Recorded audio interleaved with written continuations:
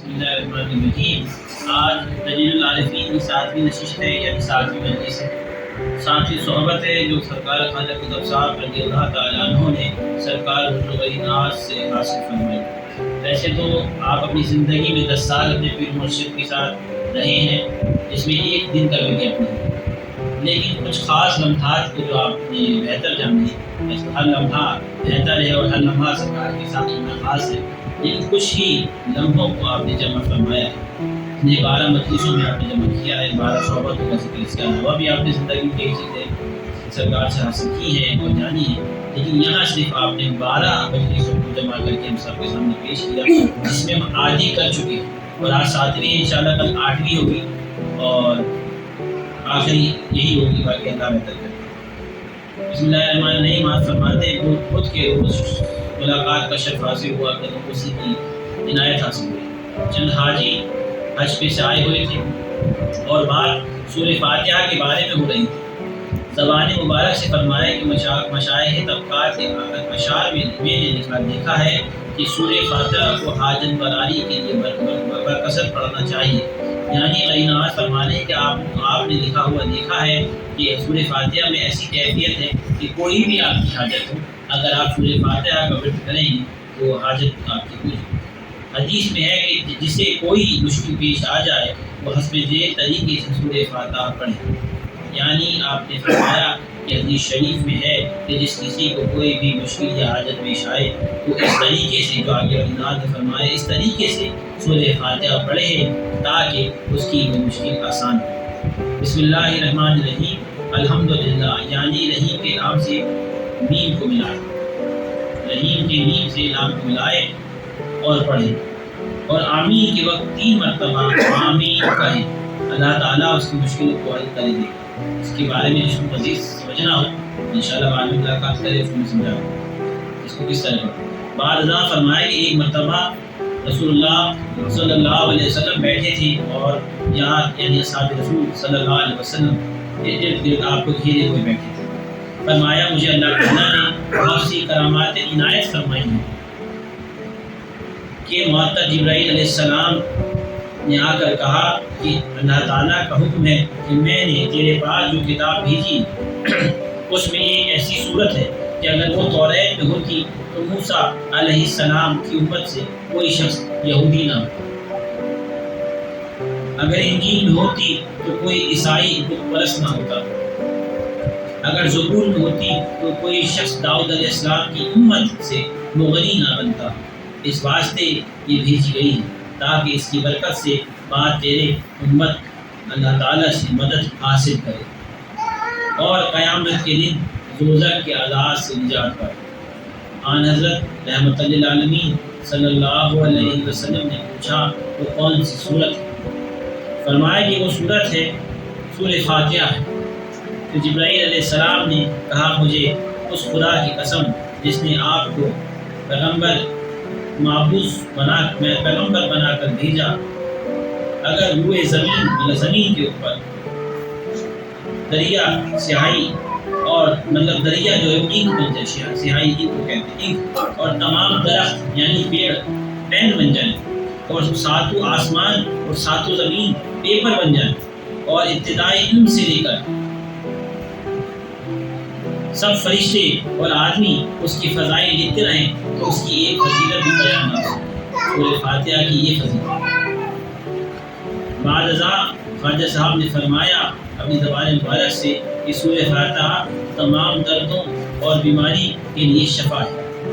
جو بیماری کسی علاج سے درست نہ ہو وہ صبح کی نماز کے فرض اور سنتوں کے درمیان 41 مرتبہ بسم اللہ الرحمن الرحیم اور سورہ فاتحہ پڑھ کر دم کرنے سے دور ہو جاتی ہے۔ بعد ازاں فرمایا حدیث شریف میں ہے الفاتحہ شفا من کل دائی، یعنی سورہ فاتحہ ہر درد کی دوا ہے۔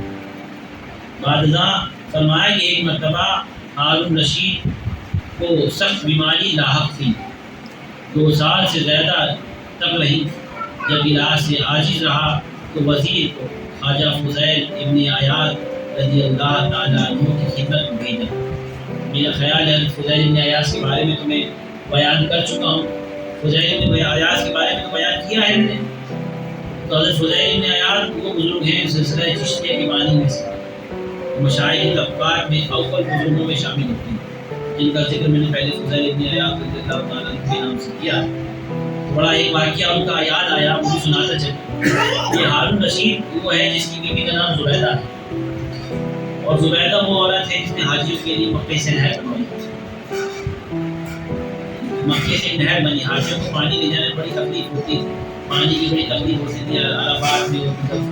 تو زبیدہ نے جو ایک نہر بنائی، تو میرا خیال ہے بغداد سے یہاں تک مکے تک، جو بہت ہی بڑا نیکی کا کام کیا. آج تک جب حاجی جاتے ہیں زیارت کے لیے تو ان کے بس میں سے اردو والے جو ہے وہ نہر دکھاتے ہیں، یہ نہر زبیدہ. تو اس کی بیوی، اس کا ان کے شوہر کا نام ہارون رشید تھا، حاکم ہے جو حاکم گزرا ہے.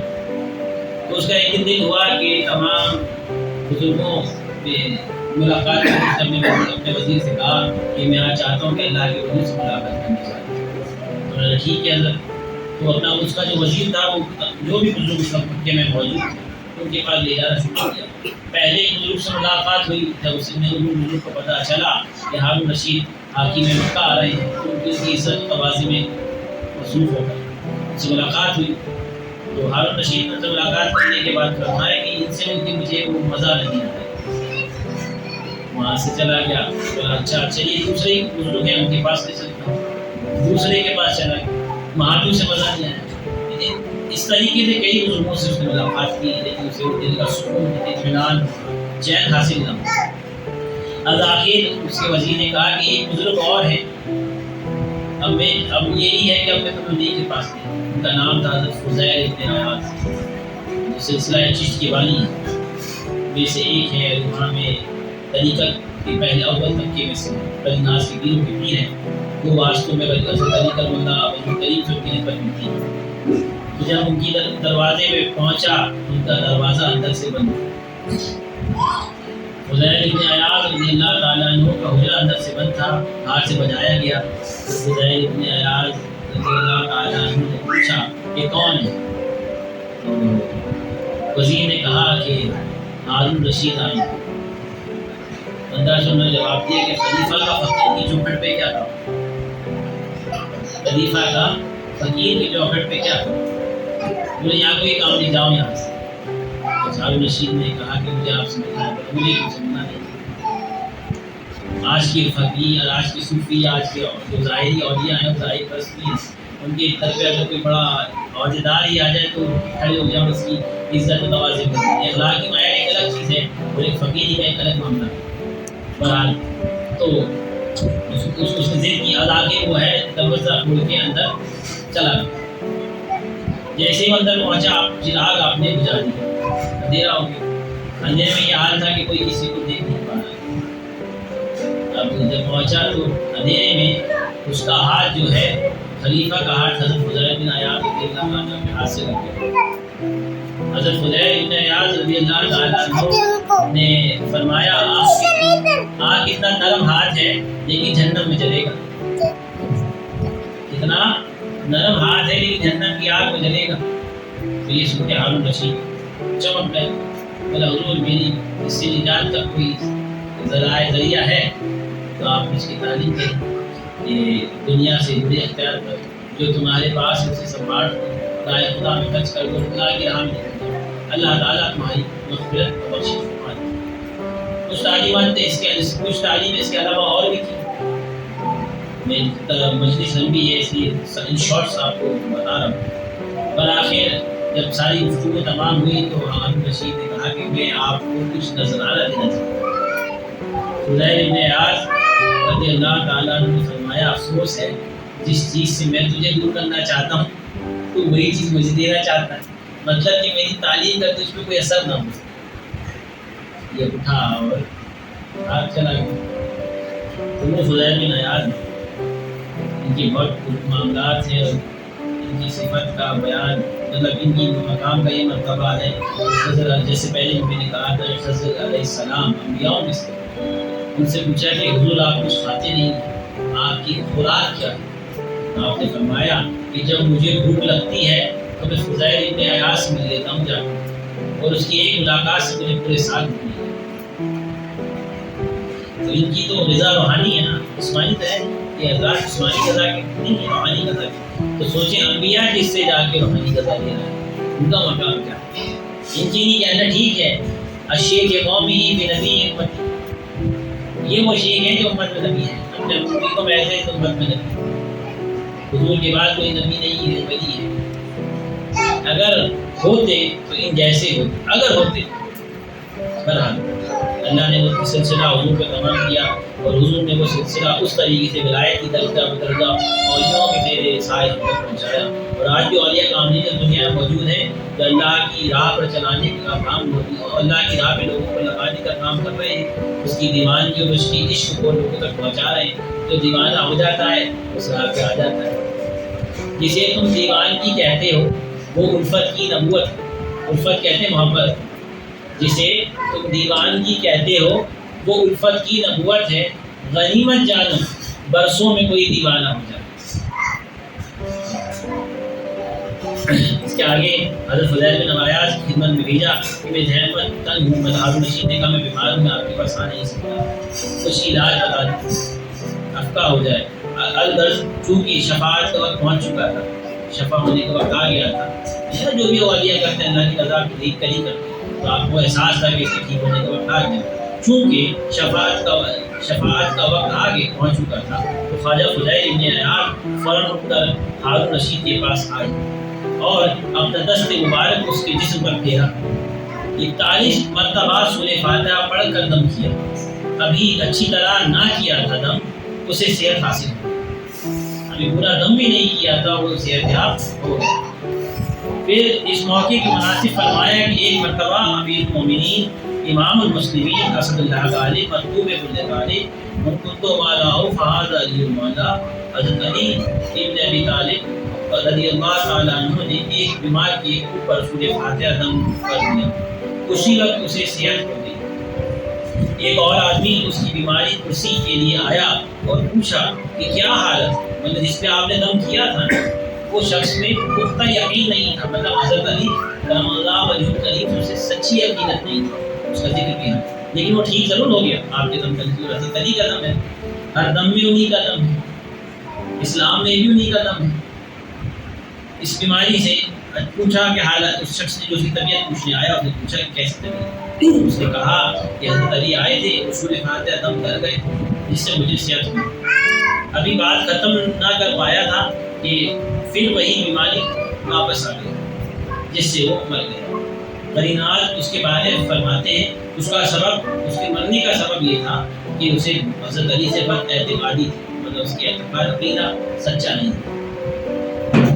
اس آدمی کو ہر بات میں صدق سے کام لینا چاہیے، مطلب جو بھی معاملات سچائی سے کام لینا چاہیے اور نیک عقیدہ رکھنا چاہیے. آپ کسی بھی بزرگ سے ملیں تو اس سے نیک عقیدہ رکھیں، تبھی آپ فیض حاصل کر سکتے ہیں.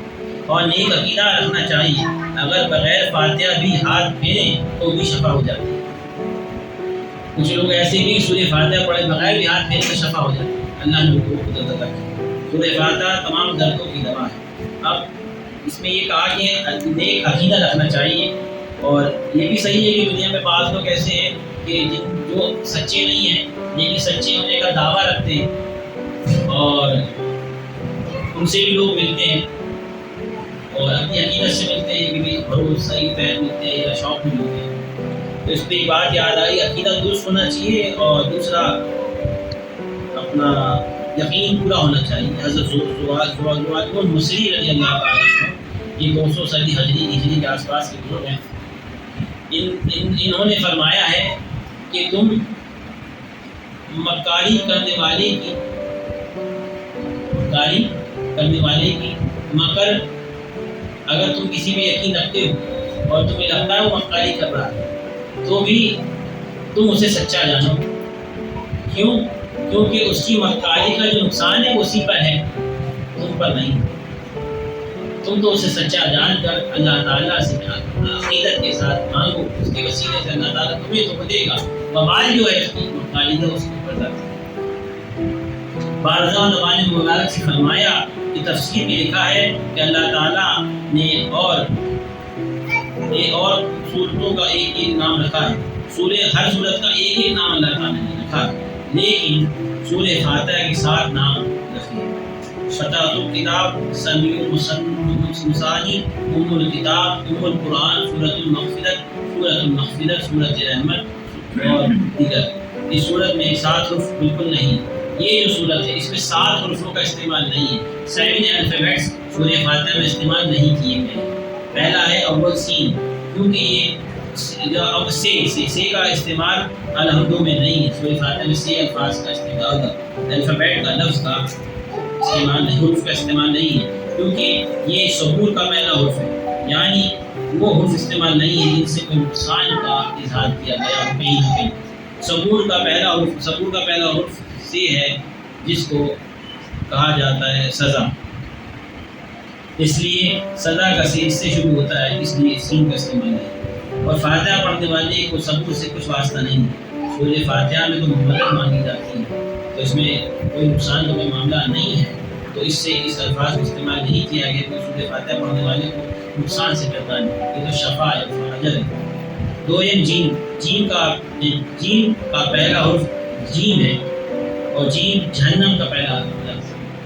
اس لیے یہ بھی پڑھنے والے کو کچھ سروکار نہیں ہے. سورہ فاتحہ میں جہنم کا کوئی سروکار نہیں، اس لیے اللہ تعالیٰ نے اس جیم کا استعمال نہیں کیا. تیسرا جو زقوم کا پہلا حرف ہے، زقوم کہتے ہیں زہر، ایسی چیز جس کو کھانے سے انسان مر جاتا ہے، اس لیے اس میں زے کا بھی استعمال نہیں ہے. الحمد پڑھنے والے کو زقوم سے کچھ واسطہ نہیں، الحمد جو پڑھتا ہے وہ زہر سے کیا لیتا ہے. چوتھا شین شقاوت کا پہلا حرف ہے، یعنی مشکل، اس لیے شین کا بھی استعمال سورہ فاتحہ میں نہیں. جس سے الحمد پڑھنے والے کو ظلمت، اور اس میں زوات کا بھی استعمال نہیں ہے، کیونکہ زوات ظلمت کا پہلا الفاظ ہے، اور زوات کو سورہ فاتحہ پڑھنے والے کو ظلمت سے کوئی تعلق نہیں. اور اس میں فے کا بھی کوئی تعلق نہیں ہے، کیونکہ فے سے فراق ہوتا ہے، کیونکہ فراق سے انسان دور ہوتا ہے، جس سے الحمد پڑھنے والے کو کچھ روکنا نہیں. ساتواں رکھیے فاری، یعنی ذلت. فاری کا پہلا الفاظ یہ ہے، اس سے ذلت بے عزتی الفاظ ہے، یہ بے عزتی ہونا، تو اس میں اس کا بھی کوئی تعلق نہیں ہے، سکھے کا بھی استعمال نہیں ہے. اس صورت میں 7 آیتیں ہیں.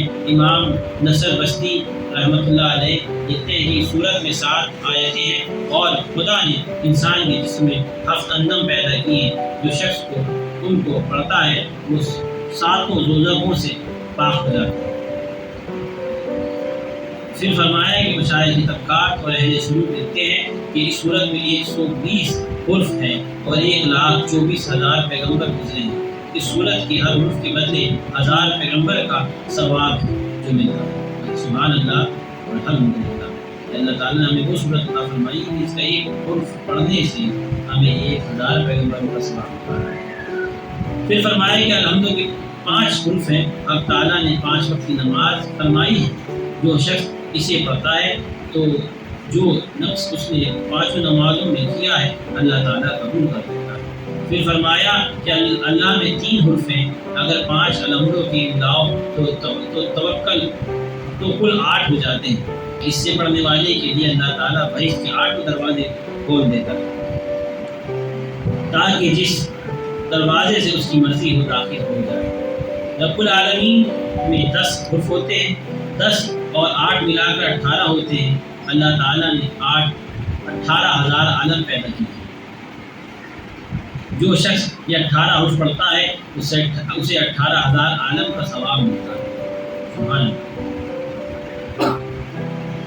الرحمن میں 6 حرف ہیں، 6 اور 18 ملا کر 24 ہوتے ہیں. اللہ تعالیٰ نے دن رات کے 24 گھنٹے بنائے ہیں. لیکن کتنی حکمت کے ساتھ غنی نواز نے ایک دم ڈیٹیلنگ میں اس کو بیان فرمایا. جو بندہ ان 24 حرف کو پڑھتا ہے وہ گناہوں سے ایسا پاک ہو جاتا ہے گویا آج ہی ماں کے پیٹ سے پیدا ہو. مطلب ان 24 کو 8 کو پڑھنے والے کا ہی ثواب ہے. سوچئے جو پوری الحمد 124 الفاظ کی پڑھتا ہے اس کا کل ثواب کتنا ہو. اور آج ماں کے پیٹ سے پیدا ہو. الرحیم کے 6 حرف ہیں، 6 اور 24 ملا کر 30 ہوتے ہیں. اللہ تعالیٰ نے کل صراط مقدار 30,000 سال بنایا ہے. اس صراط کی جو لمبائی ہے وہ 30,000 سال کی ہے۔ جو بندہ 30 حرف کو پڑھتا ہے وہ کل صراط سے بجلی کی طرح گزر جاتا ہے۔ مالک یوم الدین میں 12 حرف ہیں، 12 اور 30 ملا کر 42 ہوئے۔ اللہ تعالیٰ نے سال کی 12 مہینے کے جو شخص ان کو 12 حرفوں کو پڑھتا ہے اس کے 12 مہینے کی گناہ بخش جاتے ہیں۔ ایاک نعبد میں 8 حرف ہیں، 8 اور 20 25 ہوتے ہیں۔ اللہ تعالیٰ نے روز قیامت جو 50,000 سال کا برابر ہوگا پیدا کیا ہے۔ جو بندہ ان 50 حرفوں کو پڑھتا ہے اللہ تعالیٰ اسے صادقین میں شامل کرتا ہے۔ اور ایاک نستعین میں 11 حرف ہیں، 11 اور 50 مل کر 61 ہوئے۔ اللہ تعالیٰ نے زمین و آسمان میں 61 دریا پیدا کیے۔ جو شخص ان 61 حرف کو پڑھتا ہے تو 61 دریاؤں کا قطروں کی موافق نیکیاں اس کے نامہ اعمال میں لکھ جاتی ہیں۔ سبحان اللہ۔ اور اس قدر بدیاں اس کے نامہ اعمال سے مٹا دی جاتی ہیں۔ اہدنا الصراط المستقیم میں 19 حرف ہیں، 19 اور 61 80 ہوتے ہیں۔ جو دنیا میں شراب پیتا ہے اسے 80 درے لگانے کا حکم۔ جو شراب پیتا ہے اسے 80 درے مارنے کی سزا ہے شریعت میں۔ اسے پڑھنے والے اس درے سے معاف کرتا ہے۔ جو فضل کو پڑھتا ہے اللہ تعالیٰ کی فضل سے اس کا یہ گناہ معاف ہو سکتا ہے، تو بالکل ہوگا۔ اگر وہ پڑھنے والا ہے تو یہ سمجھیے کہ انہوں نے اس کی فضیلت کے بارے میں بیان کیا ہے۔ اللہ تعالیٰ کی جب ہدایت گناہوں سے کیسے نکل سکتے ہیں، لیکن وہ لوگ بدگمانی کی نہ رہے کہ گناہ بھی نظر بخش جائے، ایسا بھی نہیں۔ انعمت علیہم غیر المغضوب علیہم ولا الضالین آمین میں 44 حرف ہیں، 44 اور 80 ملا کر 120 ہوتے ہیں۔ اللہ 124 ہوتے ہیں۔ اللہ تعالیٰ نے 1,24,000 پیغمبر پیدا کیے۔ جو ان 124 حرفوں کو پڑھتا ہے اس سے 1,24,000 پیغمبروں کا ثواب ہے۔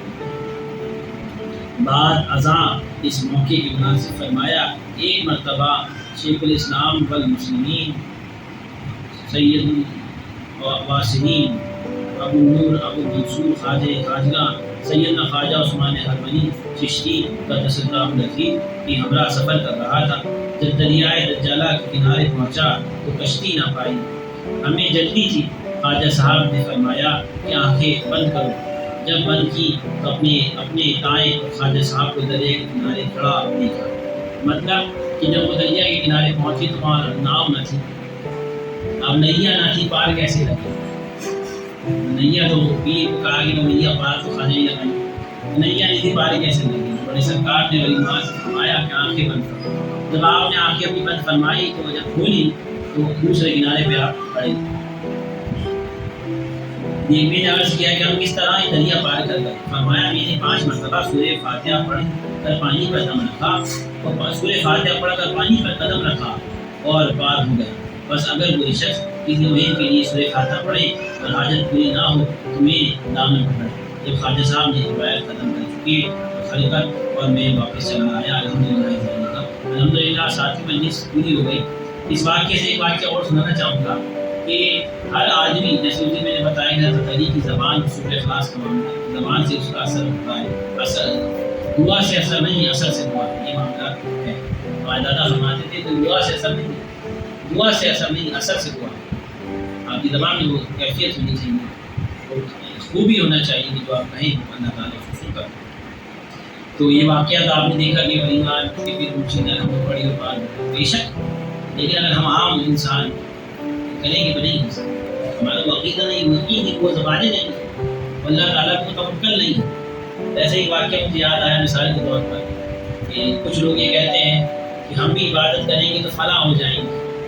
کچھ لوگوں کا عقیدہ ہے جس میں بابی بھی ہے، مجاہد بھی ہے، اہل حدیث بھی، وہ بھی کہتے ہیں اگر ہم عبادت کرتے کرتے ایک مقام ایسا آئے گا کہ ہم بھی ولی اللہ ہو جائیں گے، ہم بھی نبی کے قائم مقام ہو جائیں گے۔ یہ کہتے ہیں ان کا خیال ہے، تو ہم عبادت کو حاصل کرنے آ کہ ایسا نہیں، اللہ جسے چاہے وہ اہل فضل اللہ ہی بنے، کہ یہ جو اللہ کا اللہ اس کا فضل، اللہ اپنا فضل اس پہ کرم کرے۔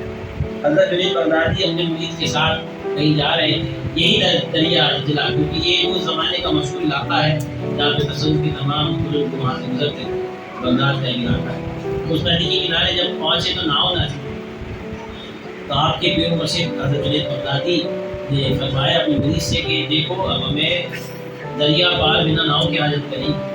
تو یہ کہ تم جب دریا پہ پاؤں رکھو تو یا جنید کہنا, کیا کہنا, یا جنید کہتے رہنا اور دریا پار.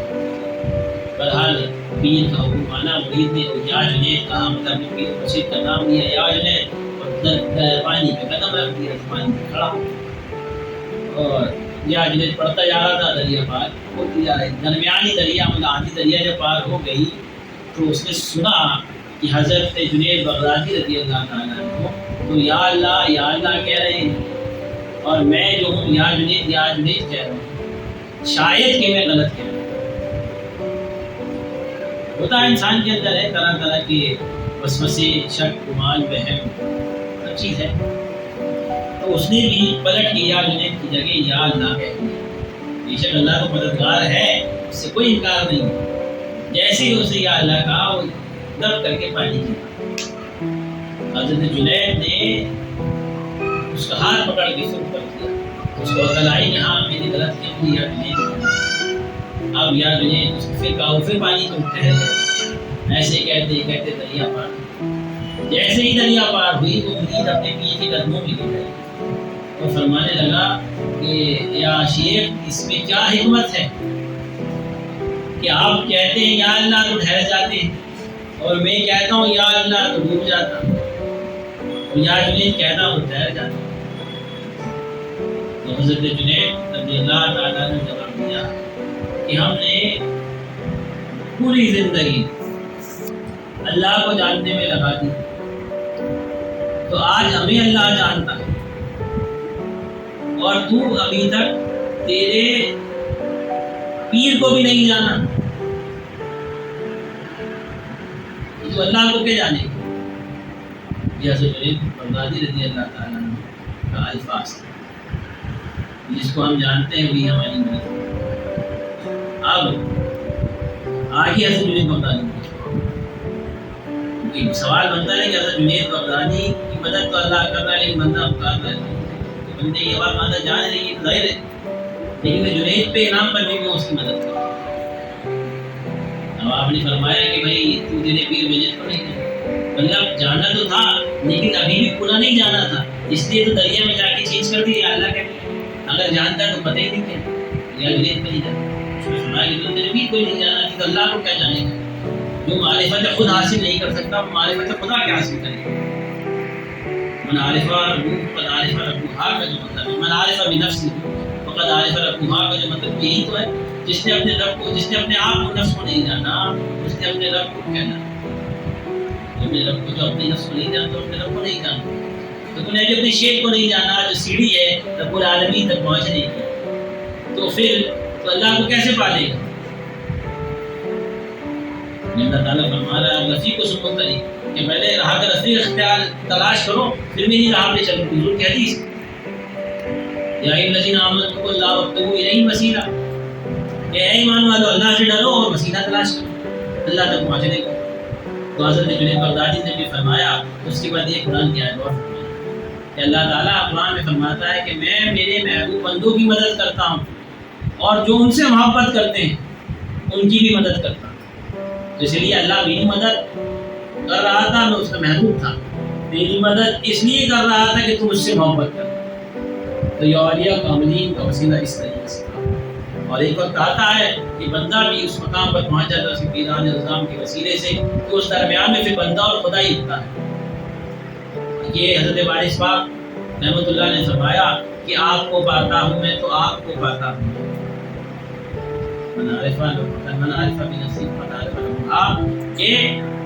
آپ کو پاتا ہوں میں تو آپ کو پاتا ہوں, یا تو ہو جاتا ہوں میں یا خود دیا جاتا ہوں.